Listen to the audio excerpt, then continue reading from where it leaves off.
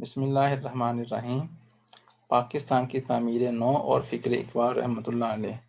علامہ اقبال رحمۃ اللہ علیہ نے اپنے دقیق فلسفے کو آسان زبان میں پیش کیا۔ تحریر حسن عسکری۔ پاکستان کا مرد وجود میں آنا اس خواب کی تعبیر ہے جو علامہ اقبال نے دیکھا۔ ہم یہ جملہ اکثر فرط مسرت کے ساتھ سنتے ہیں، مگر یہ سوچنے کی زحمت نہیں کرتے کہ خواب اور اس کی تعبیر میں کتنے ہفت خواں طے ہوئے۔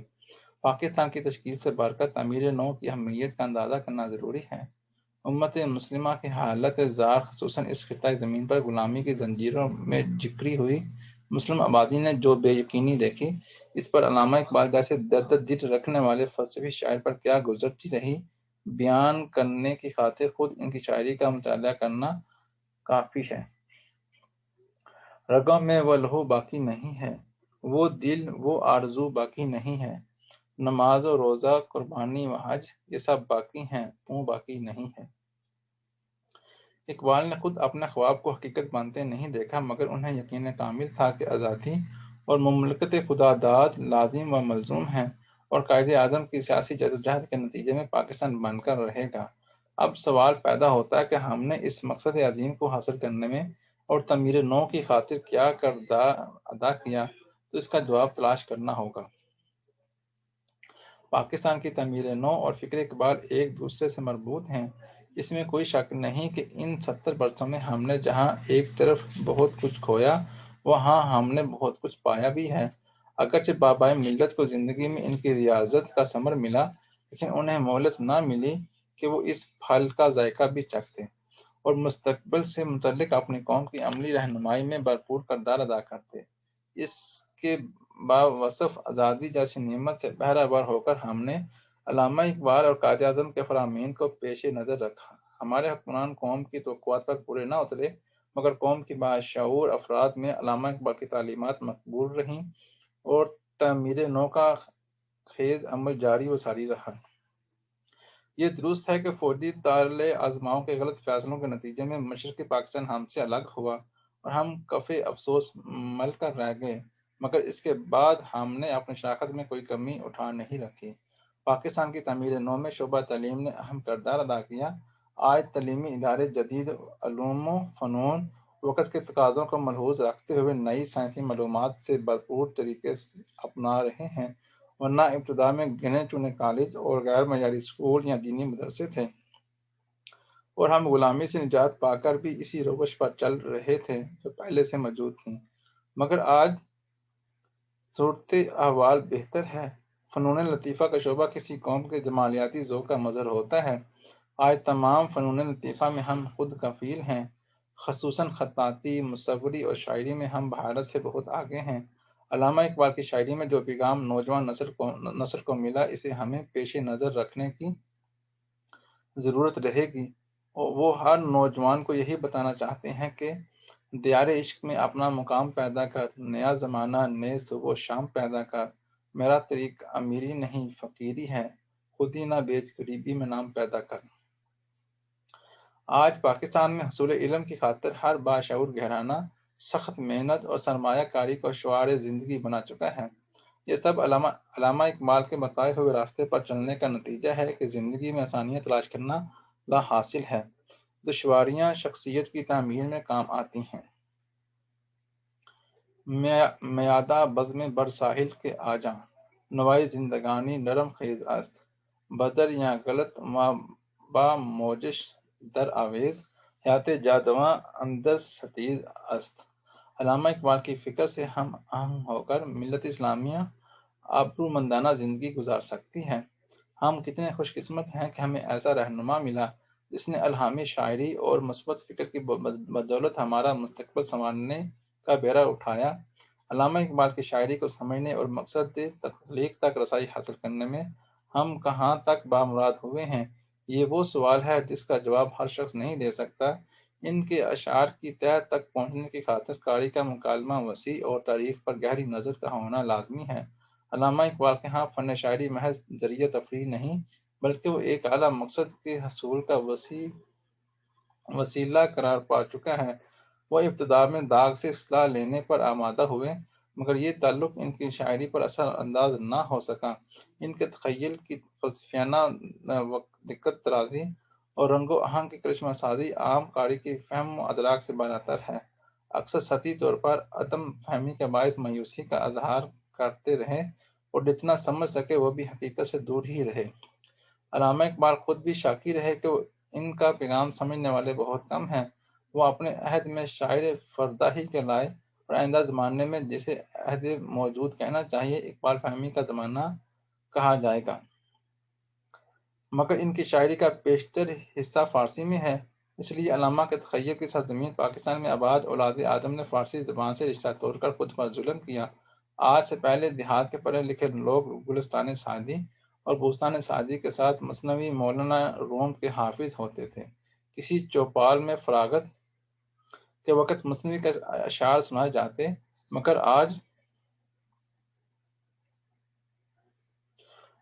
آج ہو کا عالم ہے، اب تو فارسی ایک اجنبی زبان بن گئی ہے۔ حکمرانوں نے فارسی زبان کے خلاف ایسا ماحول بنایا کہ افراد نسل نو فارسی کے ساتھ علامہ اقبال کی فارسی شاعری سے بیگانہ وار زندگی گزارتے نظر آئے۔ اس کے برعکس ایران میں علامہ کی فارسی شاعری مقبول ہوئی، جبکہ ہمارے ہاں علامہ اقبال کی اردو شاعری سے بھی وہ اشعار حذف کر دیے گئے جو عوام کو امیروں کے خلاف اٹھ کھڑے ہونے کی تحریک کا سبب بن سکتے تھے۔ اٹھو میری دنیا کے غریبوں کو جگا دو، کاخ امرا کے دور و دیوار ہلا دو، جس کھیت سے دہقان کو میسر نہ ہو روزی، اس کھیت کے ہر خوشہ گندم کو جلا دو۔ علامہ کا سب سے بڑا کمال یہی ہے کہ فلسفہ فقر کے پیچیدہ اور خشک مسائل کو شعری جامہ پہنا کر قارئین کو لطیف انداز میں اپنا ہمنوا بنانے کی مقدور بر کوشش کی گئی ہے۔ علامہ اقبال نے مرزا غالب کی طرح اپنے دقیق فلسفے کو مروجہ شاعری کے مختلف اصناف میں آسان بنا کر پیش کیا۔ اس کے باوجود مطالعہ اقبال کے بہت سے گوشوں کی تفہیم میں مشکلات پیش آئیں۔ انہوں نے موضوعات میں رنگا رنگی اور وسعت پیدا کی، ہر موضوع کو شعر کے سانچے میں اس طرح ڈھالا گویا کوزے میں دریا بند کر دیا گیا۔ اقبال جہاں ایک طرف فلسفی بامفکر ہیں، وہاں دوسری طرف فنکارانہ شاہکار تخلیق کرنے میں اپنا جواب آپ ہیں۔ وہ ایک نظام میں فکر لے کر آئے اور ایک نظام حیات کو متعارف بھی کیا۔ انہوں نے اپنے خیالات کے اظہار میں پرانی اصطلاحات کی معنویت بدل کر نئے معنی سے روشناس کرنے میں عملی اقدام کیا، جیسے خودی کو مثبت معنی سے ہمکنار کیا، یا شاہین کو پرندوں کا درویش اور تصوف یا خانقاہ کو زندگی سے لاتعلقیت کا مظہر بنا دیا۔ اقبال کی نگاہ میں لفظ کی حرمت سے زیادہ اس کی مثبت یا منفی قوت ہوتی ہے۔ علامہ کسی لفظ کو برتنے میں اپنی فنی پختگی کی دھاگ بٹھا دیتے ہیں، اور ان کی شاعری میں تشبیہات، استعارات اور تلمیحات میں ہماری اجتماعی زندگی منعکس ہو کر نئے امکانات کا مرصدہ جاں فضاں اور صدیوں پرانی روایات کو تازگی دے کر طمانینت کا سبب بنتی ہیں۔ ان کی فارسی شاعری میں حافظ، عرفی، نظیری اور غالب کا حسن و جمال فن کاری پر وجد طاری کر دیتا ہے۔ اقبال کے سوز دروں نے ہمارے اندر سوئی ہوئی قوتوں کو بیدار کیا اور ہمیں اپنے آپ سے آشنا کیا، جسے خود آگہی کہنا بجا ہے۔ دنیا کے تمام مذاہب میں دین فطرت کی تعلیمات کا سرچشمہ قرآن پاک اور سیرت رسول مقبول صلی اللہ علیہ وسلم ہے۔ اقبال نے نہایت صراحت اور وضاحت کے ساتھ ذکر عظمت انسان اس لیے کیا کہ اللہ تعالیٰ نے قرآن کا مرکزی کردار آدم یا آدمی قرار دیا۔ انسان اس کائنات کی تخلیق کا سبب ہے، اسے احسن تقویم فرمایا ہے۔ وہ فرشتوں سے افضل بلکہ مسجود ملائک ہے، جس کی تصدیق کتاب الہی کرتی ہے۔ علامہ اقبال کے پیش نظر انسان اور انسان کا عظیم نصب العین ہے۔ وہ اس زمین پر نائب خدا بنا کر بھیجا گیا ہے، اس میں صفات الہی بطور امانت رکھی گئی ہیں۔ ہماری اجتماعی زندگی میں ان صفات کو ابھارنے اور اطاعت کے مفہوم کو خیر عمل سے ظاہر کرنے پر آمادہ کیا جاتا ہے۔ اس طرز زندگی سے خود شناسی کا جوہر اور عرفہ مقام کا حصول آدمی کو اپنے خالق کی معرفت کے دستیاب ہونے میں آسانی و اندانی مرحمت کرتا ہے۔ اسی طرح آدمی کے سامنے بلند اور منفرد مقام حاصل کرنے کی خواہش اور تخلیقی کارکردگی کو نمایاں رکھنے کی طرف ضروری ہے۔ اس کی زندگی میں اخلاقی اور روحانی قدروں کی پاسداری نیز ہر لحظہ جستجو اور آگے بڑھنے کا جذبہ ملزم رہنا چاہیے۔ اسی کا نام عشق ہے، اور یہی علامہ اقبال کی شاعری میں وہ صرف معتبر ہے جس میں طے در طے معانی سمو دیے گئے ہیں۔ علامہ کو فطرت نے ذوق اظہار کی نعمت سے نوازا، لیکن ہم ان کے دل کی طرف اور ان گنت اسرار و رموز سے ہم کما حقہ باخبر نہ ہو سکے۔ صرف اہل دل ان کے پیغام یا درد مند اور سوز عشق سے معمور دل کی دھڑکن کو سن سکیں۔ حقیقت یہی ہے کہ سوائے اہل دل کے کون ان حقائق سے باخبر ہو سکا یا ان کا متحمل ہو سکا۔ انہوں نے کائنات کے اسرار و رموز کو سمجھنے اور حقیقت متعلقہ تک رسائی حاصل کرنے کا عہد کر رکھا تھا۔ ان کی شاعری کے جتنے مدارج ہیں انہیں عام قاری سمجھنے سے قاصر ہیں، مگر ان کا تخلیقی سفر آغاز سے انجام تک نہایت دلچسپ اور گونا گو مراحل سے گزرتا بلند ترین نصب العین کے حصول کی خاطر جاری و ساری رہا۔ وہ کائنات کی نرنگیوں ہر لحظہ بدلتی اور صدائے کن فیکون کے نتیجے میں تخلیق نیا لباس دیوتن کرنے میں اپنے حسن و جمال کا اظہار کر رہی ہے۔ اور مرزا غالب نے ایک بات بے اندازے دیگر پیش کی تھی کہ آرائش جمال سے فارغ نہیں ہنوز پیش نظر ہے آئینہ دائم نقاب میں۔ اس راز کو جاننے کے لیے ایک قلب تپاں چشم بینا اور کلیمی نگاہ درکار ہے۔ یقیناً علامہ اقبال ان صفات سے بہرہ ہیں، اور وہ اپنے عظیم مقصد حیات اور کائنات کی حقیقت کے انکشاف اور مالک کائنات پر کمند جنوں پھینکنے کا اظہار اس طرح کرتے ہیں کہ ہم دم بخود رہ جاتے ہیں۔